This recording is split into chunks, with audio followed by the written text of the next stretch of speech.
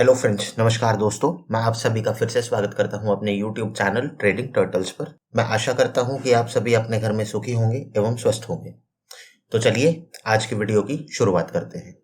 कल की डिस्कशन करने से पहले कि कल हमें अपने इंट्राडे ट्रेड्स किस तरीके से उठाने चाहिए, एक बार ये देख लेते हैं कि आज मार्केट ने एक्सपायरी वाले दिन यानी कि थर्सडे कैसा बिहेव किया और हमें किस तरीके के ट्रेड दिए।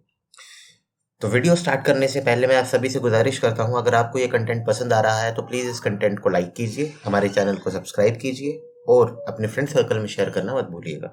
तो चलिए शुरुआत करते हैं। जैसा कि आप देख सकते हैं मेरे स्क्रीन पर अभी आपको 1 आवर ग्राफ दिखाई दे रहा है। तो बेसिकली आज का प्राइस एक्शन रहा क्या। आज मार्केट ने अपनी ओपनिंग ली लगभग कल के क्लोज के पास, और ओपनिंग लेने के बाद मार्केट ने एक अच्छा कैंडलस्टिक पैटर्न बनाया। और जो जोन हमने कल मार्क कर रखा था कि अगर इस जोन के ऊपर प्राइस क्लोज हो जाता है तो हमारा जो बैंक निफ्टी है that will turn into up trend. तो कुछ वैसा ही हुआ, हमारे लेवल के ऊपर बैंक निफ्टी का क्लोजिंग हुआ और मार्केट उसके बाद हमारे लेवल के आसपास ही कंसोलिडेट करता रहा। तो अब जाकर के ये देख लेते हैं कि 5 मिनट में हुआ क्या और हमें किस तरीके का ट्रेड बैंक निफ्टी में मिला। अगर मैं 5 मिनट के टाइम फ्रेम पर जाकर के देखूं तो मेरी फर्स्ट ओपनिंग कैंडल ये थी। अब मेरी फर्स्ट ओपनिंग कैंडल के बाद हमें पता है हमारे डे हाई की अपनी ही एक इम्पोर्टेंस होती है, और उसके बाद डे हाई के पास आने के बाद जब प्राइस ने रिजेक्शन लेने के बाद ऊपर बढ़ने की कोशिश की, तो कल हमारा डिस्कशन ये हुआ था कि जब हमारा प्राइस बाय साइड इस जोन के ऊपर कंफर्टेबली क्लोज हो जाएगा या इस जोन से सपोर्ट लेगा तो we should plan a buy trade in bank Nifty. तो हमने कुछ वैसा ही किया। हमारा प्राइस कंफर्टेबली ऊपर क्लोज होने के बाद keeping a stop loss bank Nifty में ये जो है अराउंड 38925 और हमारा एंट्री प्राइस था अराउंड 39115। तो हमने एक एंट्री सिक्योर की। अब वो एंट्री सिक्योर करने के बाद बैंक निफ्टी ने काफी स्ट्रगल के बाद भी हमारा लेवल तो हमें नहीं अचीव करके दिया, पर डेफिनेटली आज हमने बैंक निफ्टी में एक नुकसान बुक किया। अब रूल तो रूल है, हम अपना स्टॉप लॉस लेकर के यहाँ पर बैठे रहे।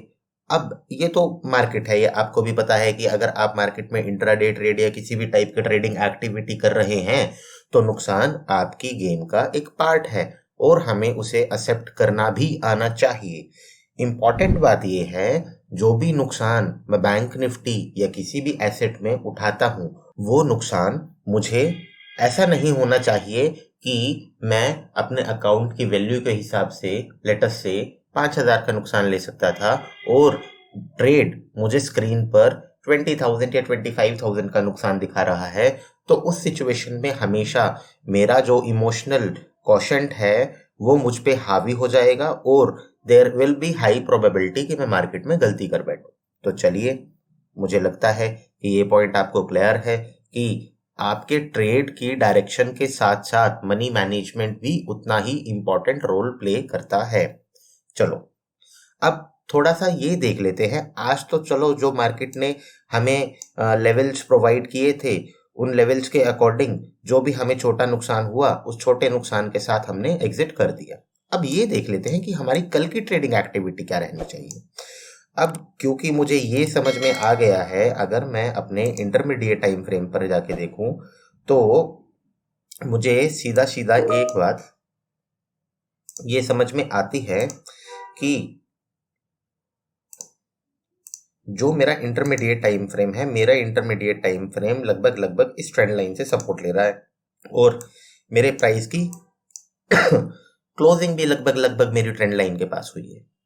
अब इन दोनों सिनेरियोज में मुझे करना क्या चाहिए? एक सीधी सी बात है, कल जो भी प्राइस का मोमेंटम रहेगा, अगर प्राइस की ओपनिंग हमारी इसी जोन में हो जाती है या फिर प्राइस ऊपर खुलने के बाद इस जोन में आके अपना सपोर्ट लेने की कोशिश करता है, तो हमें अपना पहला बाय साइड का ट्रेड इनिशिएट करना चाहिए टुवर्ड्स अपसाइड, और हमारा पहला टारगेट बुकिंग लेवल रहेगा ये।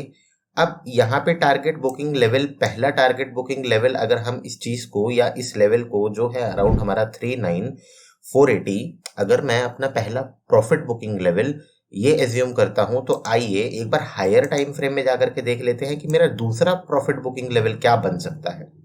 अब क्योंकि ये मेरा फ्यूचर का ग्राफ है, तो फ्यूचर के ग्राफ में तो मुझे वो लेवल नहीं दिखाई देगा, बट अगर मैं बैंक निफ्टी का कॉन्टिन्यूस ग्राफ देखने की कोशिश करूं तो हमें साफ साफ समझ में आता है, अगर कल बैंक निफ्टी हमारा फर्स्ट प्रॉफिट बुकिंग जो लेवल है उसके ऊपर हमें कंफर्टेबल क्लोज दे देता है, तो we might face resistance at this particular level.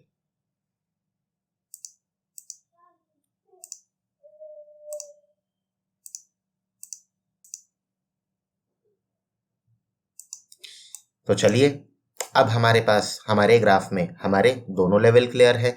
और दूसरी अच्छी बात देखिए इस लेवल की क्या है, this level is coming towards a psychological range. 40,000 हमारा एक साइकोलॉजिकल बैरियर है, तो हमारा सेकंड प्रॉफिट बुकिंग लेवल एक साइकोलॉजिकल बैरियर के पास आ रहा है। तो हमें सीधा सीधा समझ में ये आता है, अगर मैं कल मार्केट में अपना फर्स्ट लेवल अचीव करने में सक्सेसफुल रहता हूं, तो सेकंड लेवल पे डेफिनेटली मुझे अपनी प्रॉफिट बुकिंग करके निकलने की करनी चाहिए। ये तो हो गए हमारे बाई साइड के ट्रेड। अब अगर कल को मेरा बैंक निफ्टी यहां से इस जोन में खुलने के बाद या जोन के ऊपर खुलने के बाद वीकनेस दिखाता है और इस जोन को कंफर्टेबली तोड़ देता है, उस समय तक क्या हो रहा होगा, हमारी जो 200 डे मूविंग एवरेज है वो भी लगभग हमारे ग्राफ के या हमारे जोन के आसपास आ चुकी होगी। अब 200 मूविंग एवरेज अगर मेरी जोन के पास आ गई है और मेरा प्राइस कंफर्टेबली नीचे क्लोज करने की करता है, उसके साथ साथ वो 200 मूविंग एवरेज के नीचे भी क्लोज हो जाता है, तो डेफिनेटली उस समय मुझे एक टाइट स्टॉप लॉस के साथ एक शॉर्ट ट्रेड प्लान करना चाहिए और मेरी प्रॉफिट बुकिंग लेवल रहेगा अराउंड 38570। तो अगर मेरा शॉर्ट साइड में ये लेवल कंफर्टेबली टूट जाता है, दूसरा प्रॉफिट बुकिंग लेवल मेरा क्या रहना चाहिए, जो ऑलरेडी हम ग्राफ में मार्क कर चुके हैं, वो है अराउंड हमारा 37830। तो अब हमें बाय साइड के लेवल क्लियर है और हमें शॉर्ट साइड के लेवल भी क्लियर है। तो अब मोटा मोटा बैंक निफ्टी में तो हम ट्रेड करने जा रहे हैं, बैंक निफ्टी के लेवल्स तो हमें क्लियर है। हम एक बार ये देख लेते हैं कि आज निफ्टी ने किस तरीके से रिस्पॉन्ड किया, क्योंकि निफ्टी अपने एक डिसाइडिंग फैक्टर पे खड़ी थी, तो हमारा ये जानना जरूरी हो जाता है कि निफ्टी क्या कल हमें बैंक निफ्टी को सपोर्ट कर पाएगा। चलो देख लेते हैं।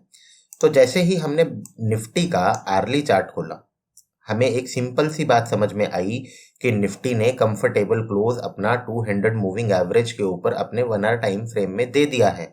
और अगर निफ्टी में ये ट्रेंड कंटिन्यू रहता है तो डेफिनेटली निफ्टी की मूव बैंक निफ्टी को सपोर्ट करने वाली है और सारे फेवर्स मेरी साइड में हैं। तो इसका मतलब ये हुआ, कल अगर हमें बाय ट्रेड मिलता है तो वो ट्रेंड के साइड का ट्रेड रहने वाला है और उसमें मुझे लंबे बने रहना चाहिए और मेरी प्रॉफिट बुकिंग मुझे करनी चाहिए through some trend following indicator. और अगर निफ्टी या बैंक निफ्टी कल वीक होने के बाद मुझे एक शॉर्ट साइड का ट्रेड देता है, यानी कि इस लेवल के नीचे का कंफर्टेबल क्लोजिंग, और क्योंकि मुझे पता है जब तक मूविंग एवरेज आ जाएगा तो मूविंग एवरेज के भी नीचे का क्लोजिंग, तो मुझे एक टाइट स्टॉप लॉस के साथ अपनी पहली प्रॉफिट बुकिंग लेवल यहाँ पे अपनी पहली प्रॉफिट बुकिंग मुझे यहाँ पर डेफिनेटली करनी चाहिए। तो मैं आशा करता हूँ कि हर रोज की तरह मैंने आज भी कोशिश की है कि मैं आपको आपकी बाय और सेल एक्टिविटी डिटेल में समझा पाऊं और मार्केट का प्राइस एक्शन आपको एक्सप्लेन कर सकूं। तो मैं आशा करता हूं कि ये कंटेंट डेफिनेटली आपको कहीं ना कहीं आपकी ट्रेडिंग एक्टिविटी इंप्रूव करने में और आपको इंट्रा डे ट्रेड मार्केट में कैसे एग्जीक्यूट करना चाहिए इस चीज़ में आपकी सहायता कर रहा है। और अगर आपका इस कंटेंट को लेके कोई भी वैल्यूएबल सजेशन है तो प्लीज़ कमेंट सेक्शन में अपना फीडबैक जरूर शेयर करें, वो हेल्प करता है हमें अपने कंटेंट को कॉन्टिन्यूसली इंप्रूव करने के लिए। चलिए आज के लिए अलविदा लेता हूं आपसे, मिलते हैं कल दोबारा एक नए एनालिसिस में। Happy trading, bye bye.